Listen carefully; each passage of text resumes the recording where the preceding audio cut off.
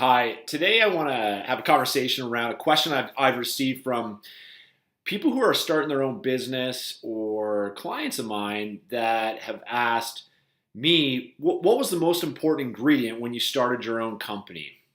And it's a really tough question because there's a lot of things that go into it. I started my own business 11 years ago, but if I speak from my gut, my intuition, for me, it was really just about incredible, relentless, unwavering work ethic and not having a plan B.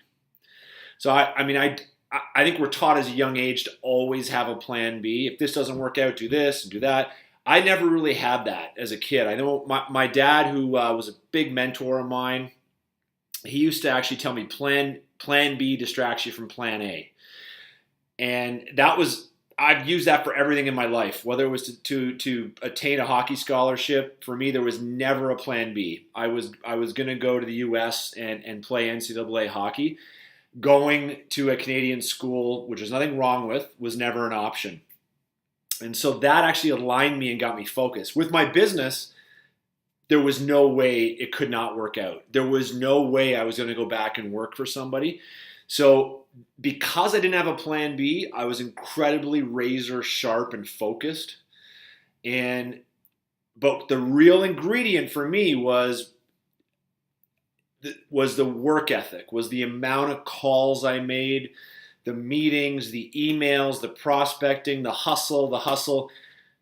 It really was a mental grind for me. I believe that the execution is way more important than the strategy. I had a strategy, but it was repetition, just constantly meeting people, talking about my company. Here's what I do. Here's how I can help you. And that's how I answer that question. What was the most important ingredient when starting my business? It wasn't my strategy. It wasn't the brand. It wasn't my website. Just pounding the pavement. And I think that I counted on people that I was competing with would give up because at a certain amount of pain or no's or frustration, people fall off. And so I use that to propel myself. And I really think this is the greatest time in history to start a business with what we have with the internet, the options that are at our feet. To be alive in 2017, there's no better time. And when I started my business 11 years ago, same thing. There's really no excuses why I couldn't make it work. And so I always encourage people to, if you got a side project or a hobby, try to build it to whatever you can. And it's an exciting time to be alive and running a business. Thanks for watching. We'll see you again.